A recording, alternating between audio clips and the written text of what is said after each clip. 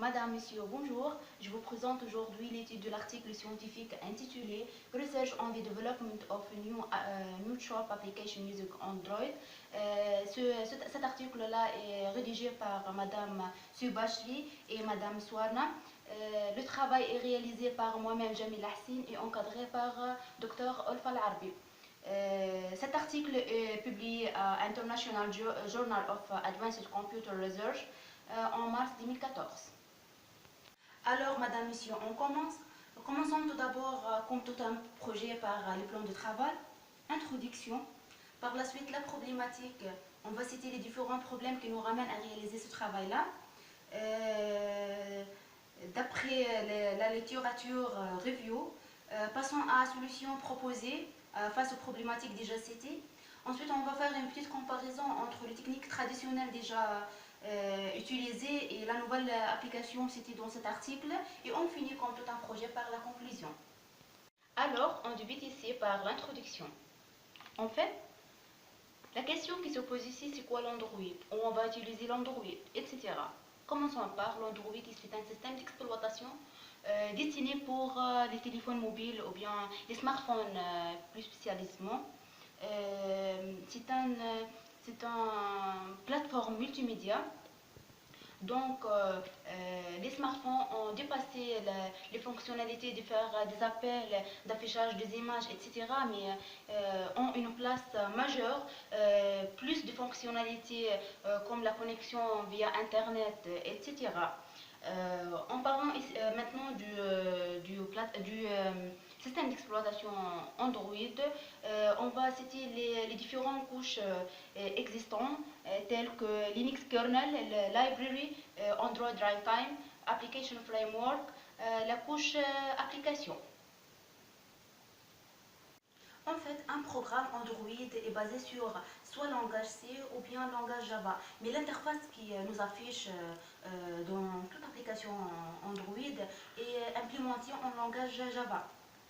Chaque application Android a une extension .apk, doit être installée sur les smartphones pour faire le run par la suite. En fait, l'application souhaitée est basée sur les SQLite.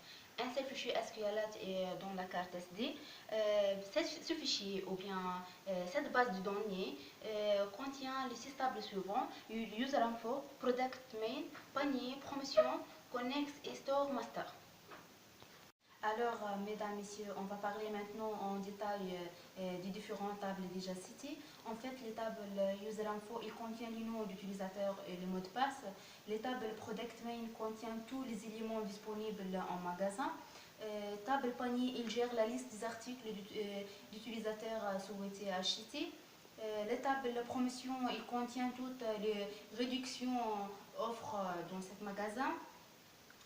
Par la suite, la table connexe aux produits connexes. Cette table contient les produits connexes. Table Store Master, il contient l'emplacement détail à tous les articles dans les magasins. Et voilà. Alors, madame, monsieur, je vais vous présenter maintenant comment se fait la création d'une base de données, comme toute une application Android. Voici comment se fait la création d'une base de données avec SQLite. Par la suite, la création d'une table située dans cette base. Comment on fait l'insertion à cette table, à n'importe quelle table, se fait de cette manière-là. Et par la suite, comment on fait l'affichage des éléments situés dans une... Passons maintenant à la problématique. En fait, dans cette section, on va citer les différents problèmes que nous ramènent à réaliser cet article et à implémenter cette application. En fait, les différents problèmes sont le temps de facturation est lente, la fonction est trop difficile, perdre du temps dans le fil d'attente dans l'achat d'un produit, problème de connaître les produits en stock. En fait, cette application est utilisée généralement dans les magasins, dans les marchés, etc.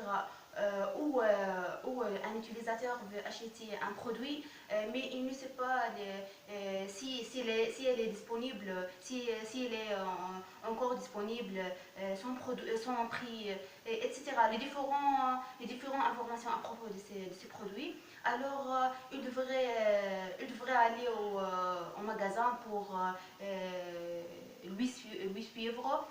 Passons maintenant à littérature review. En 2012, l'utilisation de bases de données SQLite, l'amélioration de l'approche traditionnelle, par l'innovation des applications Android comme celle-ci. En 2013, la construction du serveur, la proposition d'une application pour le système de gestion d'hôtels par la technologie web et la description du document qui traite l'histoire de l'Android. Alors, pour éviter les problématiques déjà citées, je vous présente la solution proposée par cet article. Est une application qui répond aux questions suivantes. Comment les clients peuvent acheter un produit très rapidement? Comment éviter l'attente pour faire la facturation d'un tel produit?